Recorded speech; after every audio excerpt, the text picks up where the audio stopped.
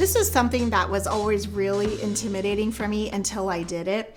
And so I always had admin staff pretty much since I started my first brokerage 12 years ago. But I hired people that were just right there in my office that I could sit down and train. You can have a lot of issues with staff, unfortunately. People come and go and things come up and, they're not always that great. And especially when you're new to what you're doing and you don't know what to look for as much as like you get that experience as you go along.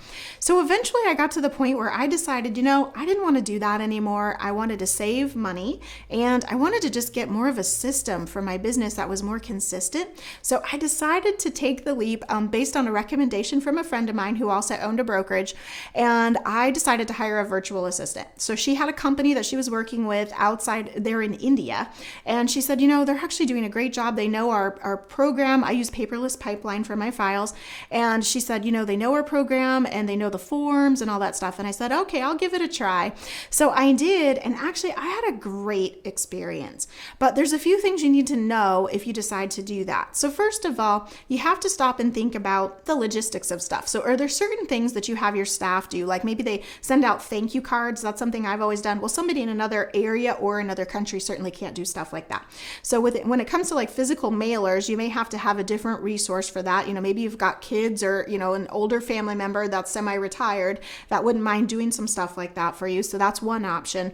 Now, another thing is, what if you're looking to have some cohesiveness for your team? Like you want someone to be in the office that's actually going to answer questions and help them with stuff. Well, obviously someone virtual is not going to do a great job with that. They won't be able to.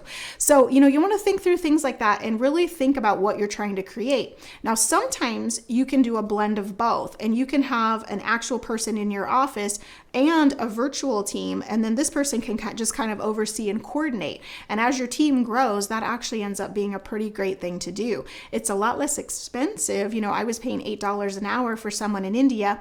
I've got folks in the Philippines now and they're $6 an hour. So, and you don't have payroll taxes. You don't have to worry about all that. No 1099s and, paying someone to do the payroll and all that stuff. So there's a lot less hassle involved. However, there's always going to be some drawbacks, right? So it's kind of like you get what you pay for. I have actually found that I've had really great consistency with my virtual teams, but it requires a lot of setup from you in the beginning. So you have to be super organized and things that you take for granted that like you could just tell somebody who's sitting right in front of you, like, hey, I need you to do this. You can't do that. And so it's all got to be systemized. You have to put everything into the cloud and you have to have tons of checklists and you've got to make training, like you have to screencast your computer and walk through how to do stuff.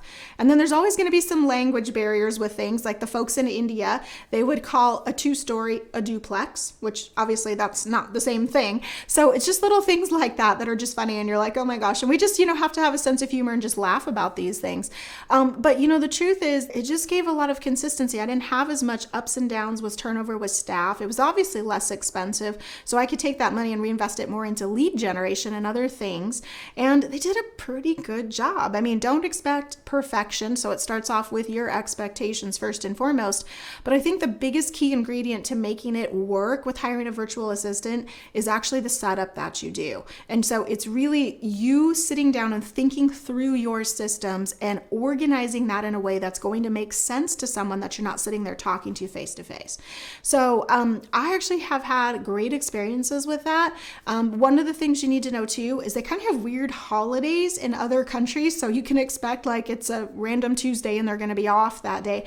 And sometimes their power situation isn't so great. So they might have power outages here and there. So just some little things to think about. But if you're at this point where you're not quite sure if you want to commit to like a full-time or even a part-time person and you want to pay them like $15 an hour, plus you got all the payroll taxes and stuff, you might want to start with a virtual assistant and actually get your systems and things organized. And then that way you could always bring on someone else. You could bring on someone local, but at least you've kind of got the system and the process down. So it's a great way not to have that commitment and start getting into having to pay payroll and setting up all the state insurances and all that stuff, just to kind of get some help, especially if you need that right now. So if you need help with your files, you're overwhelmed with your paperwork, you're overwhelmed with having to market listings and do stuff like that, those types of things virtual assistants are really great at. I was super intimidated to do that in the beginning, and those are the things that I've learned over the years, and honestly, I had a very good experience. I still have 3 people on my staff that are overseas, and hopefully that kind of points you in the right direction. As always, if you like the content that we're putting out, thank you very much.